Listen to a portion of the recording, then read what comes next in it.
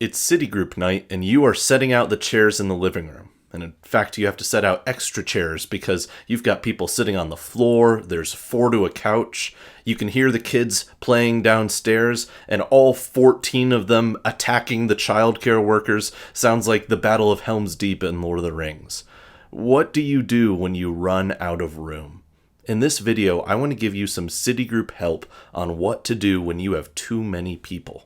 Remember that the first step is to think through the 3 Ds: define the mission, describe the present, and diagnose the problems. So first, define the mission. Our mission focuses our goals, and it keeps us centered on who we are and why we're doing this whole city group thing.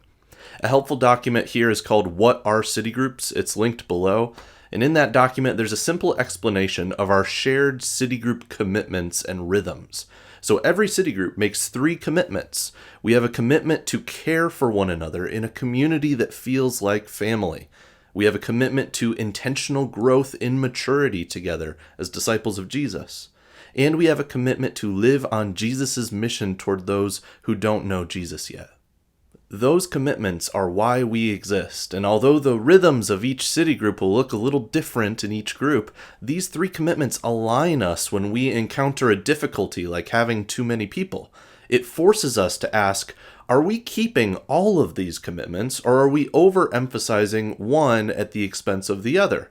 For example, your group may be phenomenal at mission and inviting people into the group. There's new people almost every week, but you've invited so many people that now there's no room for care. The group feels more like a mosh pit than a family. Or another example, your group might love each other deeply, but you resist multiplication because it would disrupt the group too much. In that case, you've overemphasized community at the expense of mission.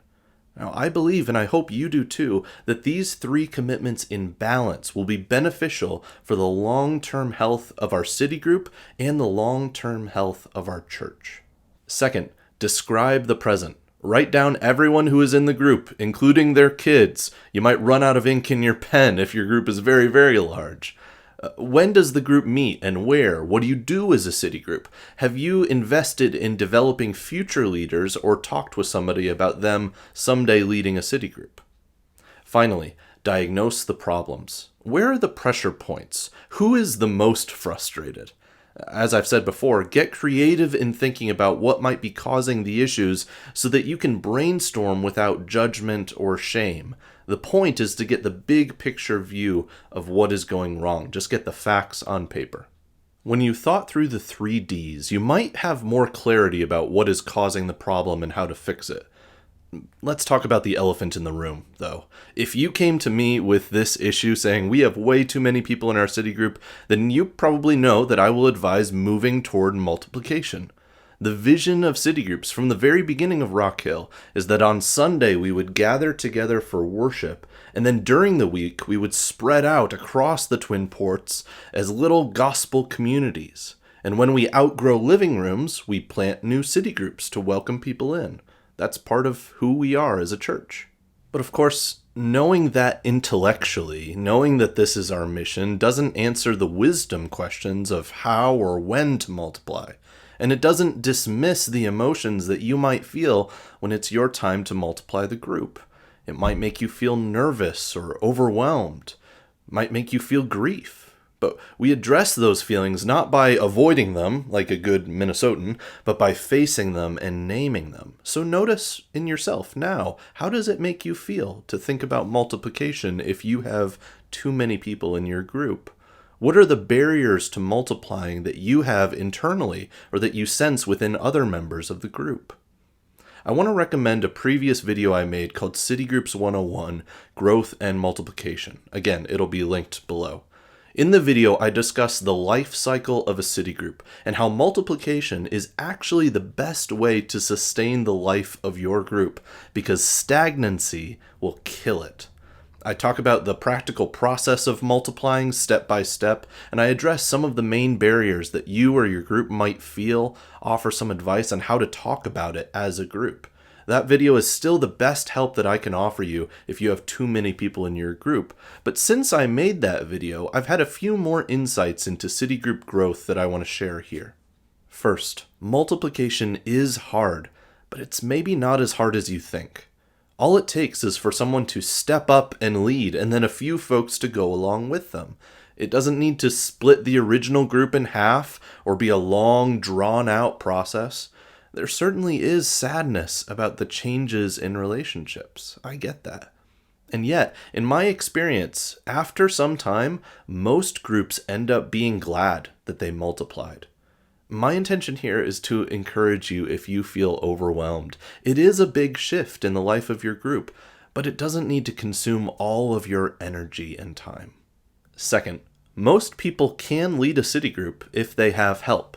Now, this isn't to diminish your giftings or the challenges that come with leading a city group.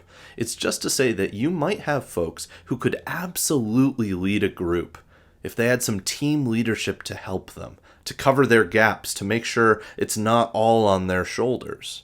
And sometimes all people need is a little nudge from you as their city group leader and a word of confidence that says, I could see this in you. I could see you being a great city group leader. Those words might prompt someone to step up and trust your faith in them to serve in this way.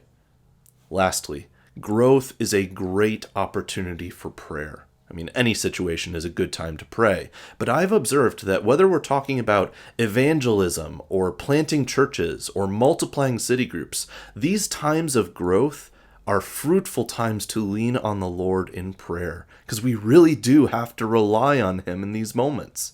Sometimes we want God to move, but we're scared when He actually does. The disciples were amazed and then terrified by the 5,000 people following Jesus. But what does Jesus do? He calmly says, I can provide for all of these people. You don't have to do this alone. Brothers and sisters, we follow God's lead.